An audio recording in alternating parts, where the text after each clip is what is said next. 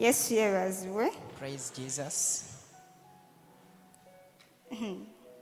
Ebanjogeddeko bintiisa naye I'm scared of what they have said about me, but ndi mulokole.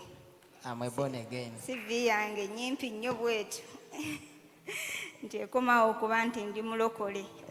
I bless the Lord for the opportunity granted to me this afternoon. Nebaza Mukama olw'omwaganya ogumpeereddwa ettuntu lya leero. And I bless the Lord for you who have been able to make it to the very first youth service. Era nebaza Mukama kulammwe abasobodde okujja mu saavisi esookedde eddala ey'abavubuka.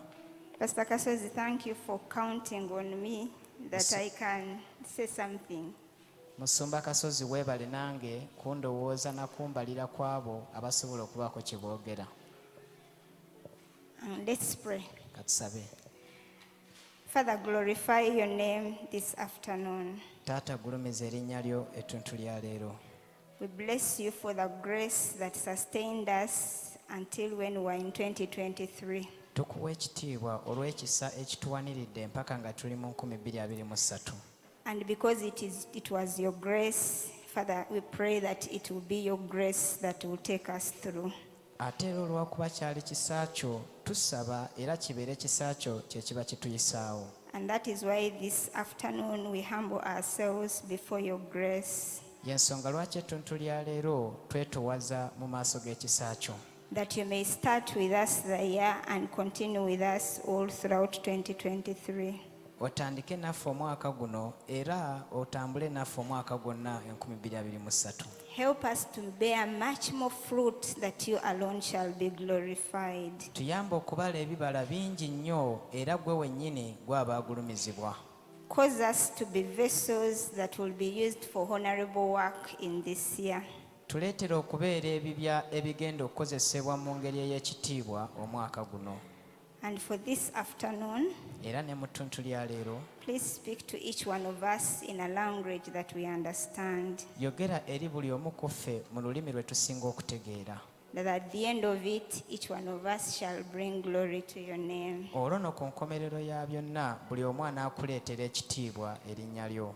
Lord, I'm only here to stand, but I pray that you will speak. Mukama nze ndi wano okuyimirira naye nsabye gw'oyogere. Because you know each one of us better. Kubanga buli omu ku ffe omumanyi bulungi okunsinga. And it is my prayer that I will not just be a vessel, but I will also leave this place edified and ready for 2023. Era y'essaala yange nneme kubeera bubeezi mu kutu naye nange nve mu kifo kino nga nzimbiddwa era nga ntegekeddwa olw'2023. We give you glory and honor. In Jesus' name we've prayed. Tukuwa ekitiibwa kyonna n'amatendo era mu linnya erya Yesu mwe tusabidde. Please take your seats. Osobola okwetuulirako wansi. Happy New Year Omwaka omulungi and omupya Happy New You. era naawe kennyini omulungi omupya. How many of us believe we are in a new year? Bameka ku ffe ng'oli wano nga gw'okikakasiza ddala nti tuli mu mwaka mupya. Pastor Kasozi, wano wakyaliwo bawerako abakyawandiika 2022. Naye Kasozi. mikwano, we are in 2023. To those who are still writing 2022, please, tuli mu mwaka gwa 2023. And how many believe you're new? Ate bameka ng'okikkiriza nti oli mupya. Abo bagenda batandika okuwera abantu bagenda beerowooza mpola mpola. People already think slowly. Naye it is my prayer that before the year is new, you will also be new. Because when you're new, you will make the year new. Yessaala yange nti ng'omwaka tegunaggwako obeere mupya kubanga gwe bw'obeera omupya oleetera n'omwaka okubeera omupya. Omwaka bwe gunaabeera omupya gwokka ojja kwewuunya nga gukuyiseeko nga gwe bw'onooba tofuuse mupya. If it's only the year that is new and you yourself you are not new, you'll be surprised when the year has just passed like that. On Wednesday, I was in a meeting and one of my friends read a WhatsApp that said, this year is very slow. By this time last year, we were in April. Naliko mu meeting ku Lwokusatu omu waliwo yasoma ka message ku WhatsApp nga kagamba nti guno omwaka nga gutambudde mpola bwe twali mu kiseera bwe kiti omwaka oguwedde twali mu mwezi gwa 4. Kati bw'otobeere mupya munaayo ojja kwekanga kati leero ennaku z'omwezi zino zitambudde. So if you are not new, you'll be surprised. For now, see the date has really shifted. Because we are in a new year, how many are prepared for the new year?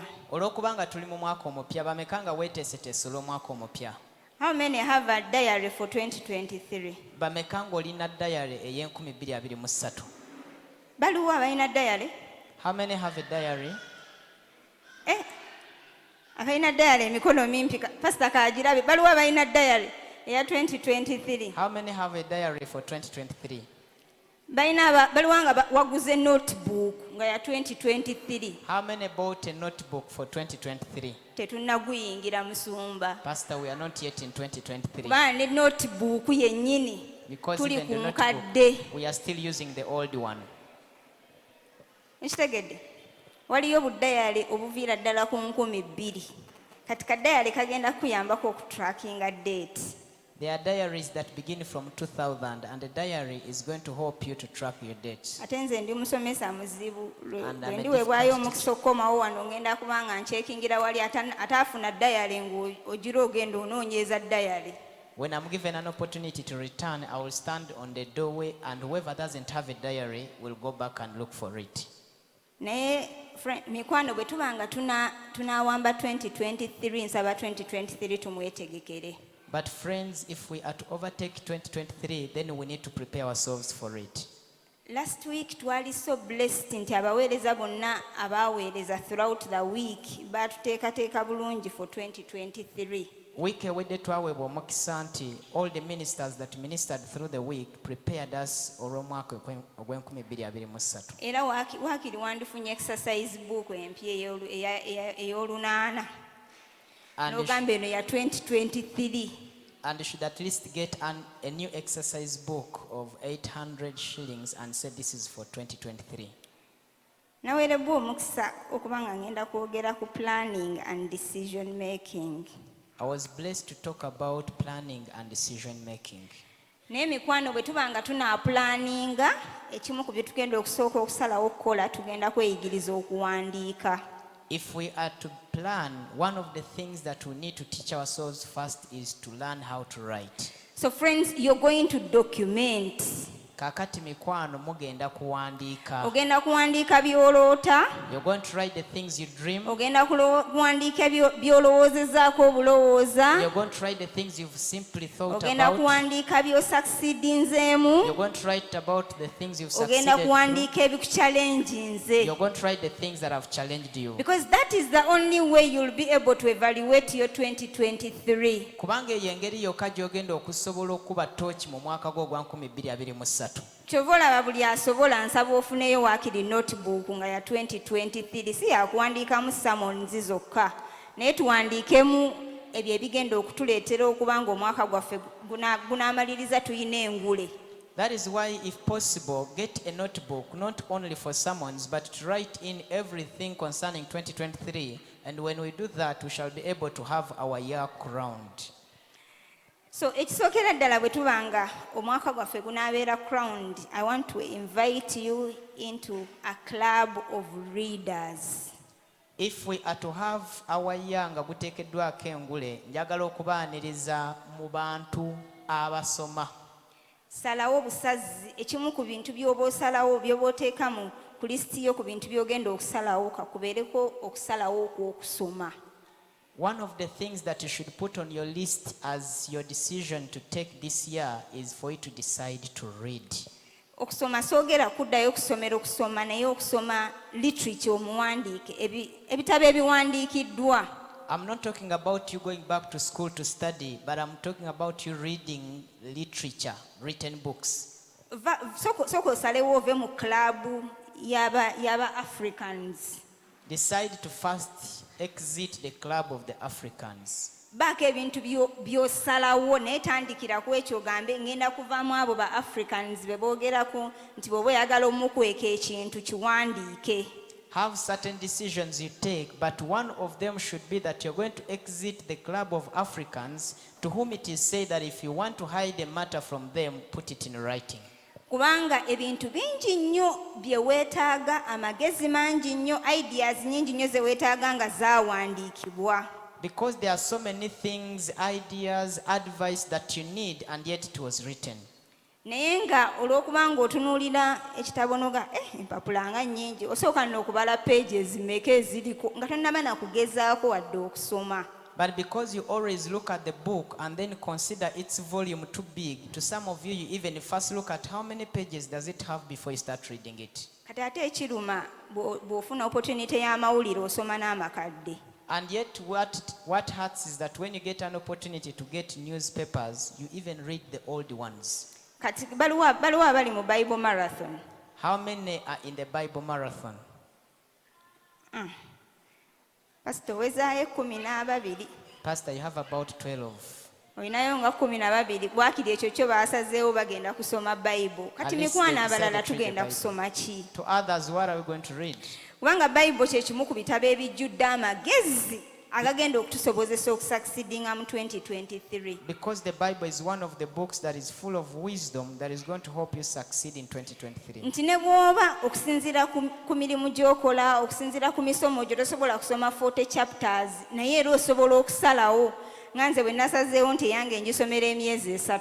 That even depending on the type of work that you have, maybe you may not be able to read 40 chapters a day, but you can decide, just like I decided, that I'm going to read my whole Bible within 3 months.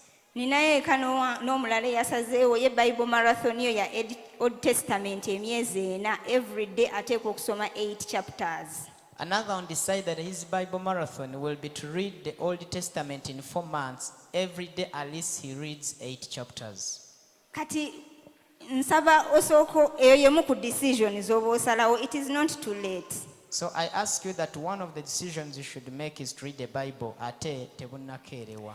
So akawungezi k'olwaleero I'm going to share with you highlights of a book called From Good to Great. Olwaleero ngenda gabana nammwe ebimu ku byawandiikibwa mu katabo akayitibwa okuva mu kuba obulungi n'ofuuka omukulu.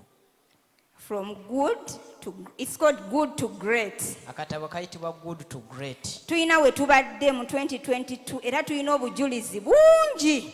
We were somewhere in 2022 and indeed we have so many And I want to testimonies. say that is good. Era njagala gamba nti ekyo kirungi. Naye njagala okugamba newankubadde kirungi, ekyo kyali kirungi era kyali kimala for 2022. But I want to tell you that however much it is good, yes, it was good and it was enough for 2022. 2023 oteekwa okustretchinga okuva ku ddaala kwe wali bw'obanga ogenda kubeera n'omwaka oguliko engule. For 2023, you need to stretch from the level you were if you want to end the year with a crown. Ne bwe kubanga kwali kusoma nga gwe wakulembera mu class, wakulembera mu stream yo. Even if it was academically and you were number 1 in your stream, That you were only number 1 in your stream alone. wakulembera mu stream yo yokka. Kyokka ne bw'onoobanga wakulembera mu streams ezo zonna nga overall gwe wali number 1 era bwe tunaakuteeka ku district teryakumanyi. But still, even if you were number 1 overall in all your streams, if we had put you at the level of the district, no one knows you. Kati ebya 2022, successes za 2022 nungi. Naye njagala okugamba ziyinza obutasobola kuwanirira mu 2023. So the successes of 2022 are good, but I want to tell you that they may not be able to sustain you in 2023. Ku mulimu gwe wali employer of the year, At work, you were given an award of the Employee of the Year. but you never got a promotion. Naye ate tewakuzibwa. Ate ne baba bakupromotinga ggwe, And even if they promoted you, si gwe ali ku top. you're not the one on top. Kyokka ne baafuuka ng'oli ku top, company si yo. And yet, even if you are on top, it is not your company. Kyokka naawe alina company, ka company ko tekali wadde mu directory ya MTN. But you also who has a company, your company is not anywhere in the directory of MTN. Naawe yakateekayo obuteesi. Essimu bwe wanga kalina essimu ya landline emala omwezi nga teryagikubyeko okujjako ng'abanja. Even you who has already put it there, your line, they never call on it for a full month unless they are demanding Kati you. nsaba oleme kumatira So ne I ask successes you- za 2022. Not to be content with the successes of 2022. Ebyo byali bikumala ogw'omwaka. That With was all the enough for you. financial crisis byali bimala. That was enough for you that year amidst the financial crisis. Ogenda kwetaaga okuva ku level ya good or pursuing a greatness. You're going to need to leave the level of being good and pursue the level of being great. And for those of you abasazeewo okugamba nti ffe tuve ku level y'Abafirika, look out for that book and read it. And to all of you who have decided to leave the level of Africans, look for that book okasome. Ekimu ku bintu omuwandiisi w'akatabo ako by'ayogerako, if you're to move from that level, is to have a compelling goal. One of the things that the author of that book speaks about, ng'onaava ku level eyo ogende ku level endala, kwe kubeera n'ekiruubirirwa. Beera n'ekiruubirirwa nga kikubuza otulo. Abamu tulina goal nga ziri so comfortable. Have a goal that gives you sleepless nights, because to some of you, you have goals that are very comfortable. Abamu tulina goal nga bw'oba wa P7 wafuna luli 5 ng'era ogamba kasita first grade ate super. To some of you, because you got 5 aggregates in P7, you say, after all, it's a first grade and it's a super one. Olw'okuba akalimu ako kasobola okusasulira renti, n'osiba enviiri, n'okolako na kino, olowooza kamala. Because that job can facilitate your rent, your hair, and this and other, you think it's enough. Era owulira ne ggoolo y'omwaka guno kasobole okuba nga kakuyisaawo awo. And you feel like your goal this year is that that job should still sustain you through. But you need a goal that will give you pressure. Nga teri mulala agikuwadde it is your own goal that is putting you on pressure to work harder. Naye weetaagayo ekiruubirirwa nga kigenda kuteeka ku bunkenke nga tebuvudde walala wonna, naye ng'ekiruubirirwa kyo kigenda kuteeka ku bunkenke okole ennyo n'amaanyi. Ng'osobola okusalawo n'ozuukuka ekiro n'otuula. Nga tozuukuse kusaba naye nga this time ozuukuse kugamba wano mpitawo ntya naye nga teri akutadde ku pressure. That you can even wake up in the night not to pray, but to just sit down and meditate and think, how am I going through this? And yet no one even is putting you on pressure. Many of us here, if pressure is put on you, that is when you realize the potential in you. But this time, because it's a personal goal, it must be a goal whereby it will put pressure on you yourself. Abangi kumwe wano mpaka nga bakutaddeko obunkenke ogenda okutegeera obusobozi obuli mu ggwe. Kati weetaagayo ekiruubirirwa nga kigenda kuteeka ku bunkenke obwo. Omulundi ogumu nakolako ka course baali bakayita ka history makers training. One time I did a course called History Makers Training. It was a 3-day course. Yali ya 3D? 3 days. Yali ya nnaku 3. Naye ndowooza mu nnaku ezo 3. But I think in those 3 days, nnyinza okuba seebaka saasobola kwebakayo for 5 hours. I think I never slept for a period of 5 hours. Kubanga twasomanga okuva saa 2 ez'okumakya paka midnight. Because we would study from 8 a.m. up to midnight. Nga lunch time bagibala bakubalira eddakiika teriyo byakuwoza layini ebadde mpanvu. And they would calculate the time we would spend for lunch, not even thinking of the line that maybe was long. Kati that was day 1. Nga the following day lessons zitandika at 5 a.m. Kati nga lwero olunaku olusooka naye ng'oluddako lectures zitandika ku ssaawa 11 ez'okumakya. Wavudde mu class ku 6 okomawo ku 11. You left class at midnight, but you're back at 5. But you leave at midnight with 3 assignments. Naye ng'ate mugenda omaliriza ku ssaawa 6 ez'ekiro ng'olina ebyokukola bya mirundi 3. Emu ku assignment kwalingako okusoma akatabo omale okole assignment from that book. One of the assignments was to first read a book and thereafter have an assignment whose answers were in that book. The second assignment was to watch a movie and answer the assignment. Ekyokubiri ng'olina okusooka n'olaba movie oba firimu n'olyoka ate oyanukula ebibuuzo. Kati ekyokusatu nga assignment eva mu byemusomye okuva mu lunaku. And then the third assignment is that you would get the assignment from the things you had studied through the naye day. nga at 5 a.m. 5:00 wali olina okuba ku assembly ground for aerobics. Naye nga ku ssaawa 11 zennyini oteekeddwa okuba ng'otuusa awo we bakolera ddwiro. Kati nga aerobics zijja kuggwa ssaawa emu, you have between 8 to 9 to take breakfast, to freshen up, to do everything, and by 8:00 olina okuba ng'owaddeyo assignments 3. So nga kiba kitegeeza bw'oba tewasobodde zikola kiro olinayo this 1 hour eya breakfast ate naye ali compulsory kuba oba oiva mu aerobics teri kusiiba. Meaning that if you didn't have the assignments done in the night, then you have only this 1 hour that you have for breakfast, and yet breakfast is also a must because there is no fasting. At exactly 8:00, link a receiving assignments ng'eggalawo. Ku ssaawa 2 zennyini, the link that receives assignments is closed. Kati kwolwo lw'omanya nti bulijjo weebaka nnyo. That's when you get to know that you have been spending much time sleeping. 2023 nga tonnaba kufunayo omuntu akustretchinga, have a goal that can stretch you personally. 2023, before you get any person to stretch you, beera n'ekiruubirirwa nga kigenda kunaanuula. Ekisookera ddala tosobola kuplaninga nga tolina gy'olaga. First of all, you cannot plan if you have no destination. Bameka nga twafunye ekiruubirirwa kya guno omwaka? How many of us have the goals of this year? Ng'omanyi era ngenda kuwa abantu akazindaalo. I'm going to give people microphones. Kiki ky'oluubirirwa omwaka guno?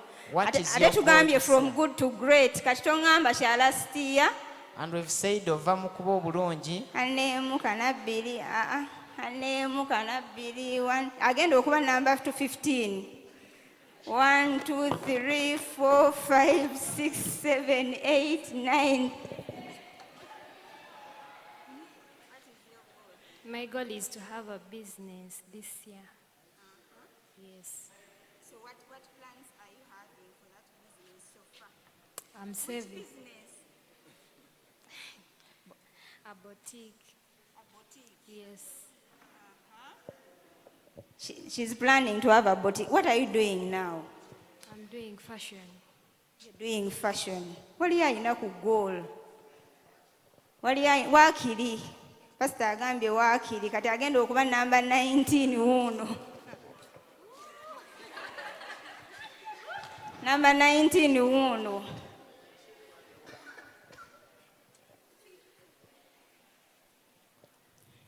My goal is to Ono tayina. Kambuza nfuneyo wano omulala omu agenda okuba number 29 yalo uno.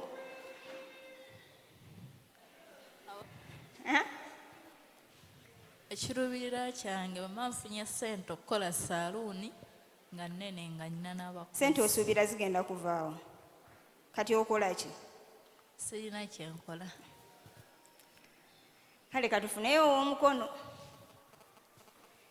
Talina kyakola kaakati naye bw'anaaba afunye ssente, ate ssente zino tezigwa. Katonda tasuula maanu ya ssente. Ate ezo nazo twetaaga pulaani yaazo. My goal is to start up a company nga distributing food, raw food, jenjagala okukola. Start up a company distributing raw food within. And first, I will start within the country, and then my dream is to do So it far, what are you doing? I mean, I deal in mobile monies. I have different people working for me. I have different businesses. Okay. Thank you. Mikwano twetaaga goal. Ate twetaaga goal ng'eri smart. We need a goal and a goal that is smart. Goal ng'eri smart. Ate ekyo sigenda kiddamu kubanga smart tukimanyi. We know Eso that abantu tulina omusumba ali smart nga ffe tetukimanyi. Buli atakimanyi abuuze Victor. Twetaaga goal ng'eri smart. We need Naye a kimu ku goal bintu that is ebiri mu smart. goal eri smart But one of is the that things it in a is a smart goal- realistic goal. Goal eyo ng'osobola okugyachiivinga. That goal can be achieved. Kati bw'obanga essaawa eno tokola nako tofuna wadde 10 nga n'ekyebitaano ky'owaayo bakikuwa buwi. So if currently you're not working, you don't get even 100 coins. Goal and ey'okutandika yet bizinensi eyinza obutaba smart. the goal of starting a business may not be smart. Yes, we are encouraged to dream big. Kituufu tukubirizibwa okuloota ebirooto ebinene. Naye tobanga okola bukozi senior 2 n'ogamba omwaka guno guggwako nga nvuga ennyonyi. But don't be in senior 2 and you are saying by the end of this year will be flying a plane. Kubanga flying school tetwala ba senior 2 first term. Because the flying school does not take those who are in senior 2 first term. Ate naye tosomerayo mwaka gumu. Kati toyina ngeri gy'omalako ng'ovuga ennyonyi okuggyako ng'onoovuga zino ennyonyi z'abaana abato. And the course is also not for 1 year. So there's no way you can fly that plane in 1 year unless you're going to fly the papers. Please have a holistic goal. kiri Beera- ekigambo smart kiwandiika ogenda kibuuza Victor. Write that acronym SMART and you'll ask Papa Victor. Kati goal eno ebeere ng'eri holistic. So let this goal be holistic. Abamu tulina goal nga ziri mu aspect emu ey'obulamu. Some of us have goals that are only in one aspect of life. Ate kino nakyo mmanyi tuteekeddwa okuba nga twakyogerako dda naye mu kubeera holistic, this time I want to emphasize have goals for your talents.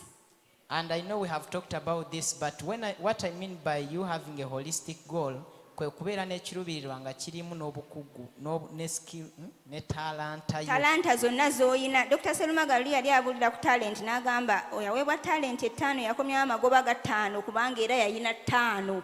Era abakuleeta amagoba ga 3 oba oliawo naye bandimugobye. Last time Dr. Serumaga was preaching about the talents, and he said he that was given 5 talents brought extra 5 talents. Probably if he had brought 3, he would also be rejected. Kati abamu olina talents nga zisobola okuwa ssente, talents nga mwe muli obuweereza n'okuyitibwako, talents nga zisobola okutuusa mu offices ennene naye ng'ezo talents waziteeka mu envelope n'ogisiiringa. To some of you have talents that can help you get money, that can take you to different offices, that even have your calling and your ministry, and yet you have put those talents in an envelope and even sealed it off. Kati ng'otandika okuplaninga wandiika talents buli kintu kyonna kyonna Katonda kyakuwadde omukisa okuba ng'osobola okukikola ng'ogamba naye kino nkisobola. So when you get the opportunity, write all the talents that you think you can be able to achieve. Kati sigamba nti buli talent tugenda kugikolako 100 ku 100 mu mwaka gumu naye waakiri girowoozeeko. We are not saying that you'll work on every talent 100% in the same year, but at least think about it. Abamu oli wano eno ng'ekiteekeddwa okuba nga kigenda kuleetera omwagwako okubeera crown nga gwe Katonda yakudestininga it will be a talent. To some of you are here, but what the Lord predestined to crown your year will be a talent. Kale ate ng'ekizibu talent gye wavaako. But yet the problem is you have ignored the talent. Era ng'omwaka guno ogamba bya mwoyo. And you're saying this year I'm only Naye spiritual. ne talent ya mwoyo teyandibaddemu mu Bible. But the talent is also spiritual, otherwise it would not be in the Bible. Kati ng'oggyeko okuba nga bagenda gikusabira accountability abamu ku mmwe talent yeteekeddwa okuyisaawo. So putting aside the fact that they are going to ask for an accountability for it, but some of you it's a talent to help you go through. Ng'okola planning nti olina abantu b'ogenda okuinfluencinga. So as you're making your plan, one of the things that should be included is that there are people who you should influence. Omuwandiisi w'akatabo ako Good to Great akola statement egamba nti great leaders set up successors for greater success. The author of that book, Good to Great, he wrote and said nti abakulembeze ab'amaanyi bateekawo abantu abagenda okubaddira mu bigere basobole okubeera n'obuwanguzi obw'amaanyi. Kati beerako abantu b'ogamba nti ono sigenda naye ngenda kumuyambako okulaba nga naye tasigala ku level kwali. So have people you determine to help that they may not remain on the same level they are on. Omu ku bantu be tusobola okuyigirako okubaako n'ekyokuyiga on having a compelling vision is Abraham. One of the people that we can take as an example is Abraham. Abraham Katonda amugamba va mu nsi yannyo ogende mu nsi. N'atandika okutambula nga tamanyi gy'alaga naye ng'asigala agamba ekyo ensi whatever it takes njagala ngirabeko. God told Abraham to leave his country, to leave his family and go to a certain land that you show him. Though Abraham didn't know the land, but he decided, I will go there, whatever it takes. Ne bwe yasanganga challenges ezifaanana zitya nga bwe yatabuka ne kazini we Looti nga bwe yafiirwa taatawe yasigala apasuwinga ng'agamba naye kiri nga sinnaba kukirabako. Regardless of the challenges that he met on the way, like losing his father, having a grudge with his cousin, but he still remained focused and saying, but I have to achieve the other one. Ne bw'atuuka ku point nga azaala omwana tannaba kutuuka gy'agenda era yasigala asobola okukola buli kyonna ekyetaagisa ng'agamba naye ekyanzija ewaffe yali nsi. Even at the point when he begot his child, but he has not yet achieved what took him out of his family, he remained focused. Then among the leaders who set up great success for their successors yali obvious tumumanyi ye Daudi. ate mu bakulembeze be tumanyi eyalekawo abantu abamuddira mu bigere nga b'amaanyi is David. So at least eyo story tugimanyi. He made sure that his successor should experience greater success than him. We know that story because yakakasa nga oyo amuddira mu bigere ateekawo ate obuwanguzi obusinga bwe yalekawo. Era omuwandiisi oyo on having a vision that stretches you akola statement egamba nti great leaders are fanatically driven and infected by an incurable disease that does not settle for less. Era omuwandiisi oyo yawandiika n'agamba nti abakulembeze ab'amaanyi balina ekirwadde kye baalwala ekitabaganya kuwummula. Ekitabaganya kumala gakola bya bulijjo. Amen. Mala gakola era ekyo kye badde baŋŋamba bosi kye yaŋŋambye ogamba yaŋŋambye ku draftinga. Waliwo wano abantu abamu nga bosi obwagamba draft nga bannanga owaayo pure draft. There are those people that when your boss tells you to forward a draft, you surely give in a draft. Kati bw'oba onoobeera great in 2023 wateekeddwa okubaawo ekigenda okukuvuga nga kirwadde kikuluma ng'osigala ogamba sisobola kusigala nga nkola ebintu ebya wansi mediocre work. So if you are to be great in 2023, you need to have that disease that will infect you and make you to decide not to do things of mediocrity. As you plan for that goal that stretches you, please believe in yourself and keep to your goal. Ng'oteekateeka okubeera n'ekiruubirirwa ekyo ekigenda okukunaanuula kakasa ng'osigala ku mulamwa ogw'ekiruubirirwa kyo. Ate wekkiririzeemu ebimala amaanyi bigenda tandika next week. And believe in yourself because the things that discourage you will begin in the next week. Abamu tudiscussinze goals z'abalala n'owulira nga eyo giyiye. To some of you, we just discussed other people's goals and you felt like you're rejecting yours. So please stick to your goal as long as kyekyo ky'owulira nga kyoyagala okwachivinga omwaka guno ate nga kiri naddala ng'otegeddeko okuyitibwa okuli ku bulamu bwo ng'okimanyi kiri mu layini y'okuyitibwa okuli mu bulamu bwo. Stick to your goal. N'olwekyo sigala nga weekutte ku kiruubirirwa kyo, especially if you know that it is in the line of your calling. Assess your circle of influence. Tunula mu bantu abakwetoolodde. Great people, before they ask how, they ask who. Abantu ab'amaanyi nga tebannaba kubuuza kitya basooka kubuuza ani. Kubanga bw'obeera n'abantu abatuufu osobola okutuuka ne wootolootangako. Because if you have right people around you, you may even mount to levels you've never dreamt Kati of. weebuuza abo abantu abakwetoolodde banansobozesa okubanga 2023 I'm great. So ask yourself, are the people around me going to enable me to be great in 2023? I just want to encourage you, leka circles of influence zo zibeeremu abantu abakumentoringa. There is no person who is greater, who is above mentorship.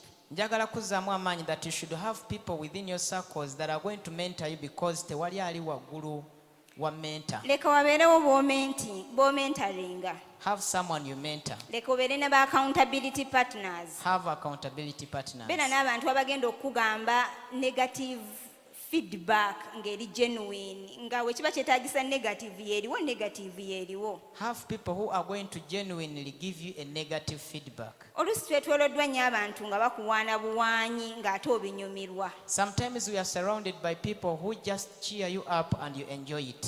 Kati nze nina emikwano mitini nnyo kubanga era simanyi bwe kibanga ekintu kiri negative sirina ngeri gye nkikukweka era kye mba ngenda okukugamba kati sirina nnyo mikwano. When something is negative about your life, there is no way I hide it. I always tell you straight away. And because of that, I usually have few Naye friends. bw'oba onoova ku level kw'oli, But if you be are to leave the level willing you're to in, receive negative feedback. beera nga weetegese okufunayo ebintu ebitali birungi ebikoogerwako. 2023 prioritize character over comfort. 2023 teeka essira ku mbala okusinga mu kuwummula obuwummuzi. My time is up. Great leaders, for those of us who are working, Erife abakola. great leaders do not focus on what we are getting at our workplace, but what we are contributing to or what we are becoming. Abakulembeze ab'amaanyi tebateeka ssira ku ki kye basasulwa ku mulimu naye bateeka essira ku ekyo kye bali mu kufuuka n'ekyo kye bali mu kuteekamu. kati oyinza okuba olina omulimu era ng'okusinziira ku salala eriyo ogamba bannange nze mukama nkuumireyo obukuumizi kubanga nkoze bulungi. So you might be getting salary and your prayer is that may the Lord maintain you at that job because you see you have done But the well. most important thing bw'onooba onoova ku level kw'oli lowooza ku what you're becoming and what you're contributing to. Naye ekintu ekisinga obukulu ng'onaava ku ddaala ly'oliko, think about the thing ekyo ky'oteekamu n'ekyo ky'oli mu kufuuka Own your life. mu bulamu bwo. Obulamu bwo bu-owning. In owning your life, look in a mirror when things are not moving on well. Weetunuulire mu ndabirwamu ebintu nga tebitambula bulungi. In other words, blame yourself. Mu ngeri endala gwe kennyini weesalira omusango. Kyokka bwe biba bitambula bulungi, look through the window. Naye if things are going on well, tunula mu ddirisa. In other words, learn to appreciate the people who have been in your life when things are moving on well. Mu ngeri endala tegeera oba yiga okusiima abantu ababadde mu bulamu bwo ebintu nga bitambula bulungi. Otherwise, greatness is not something that is not a function that is achieved, but it is a result of the strict choices that you're going to make in life. Okubeera omukulu si mukolo bukolo gw'ofuna obufunyi, naye kwe kusalawo kw'okola okubeera omuntu omukulu. Tebagenda kukya ku makya bakufuule certificate ofuuse great. It will not just come to one day and they give you a certificate But that you it have is become going to great. depend on the decisions that you've been making on a daily basis, on an hourly basis, on a minute basis. Naye kigenda sinziira ku kusalawo kubadde ng'okola buli lunaku, buli ssaawa, buli ddakiika. May God bless you as you purpose to plan and make the right choices for this year. Mukama bawe omukisa nga mweteekateeka okuteekateeka n'okukola okusalawo okulungi omwaka guno.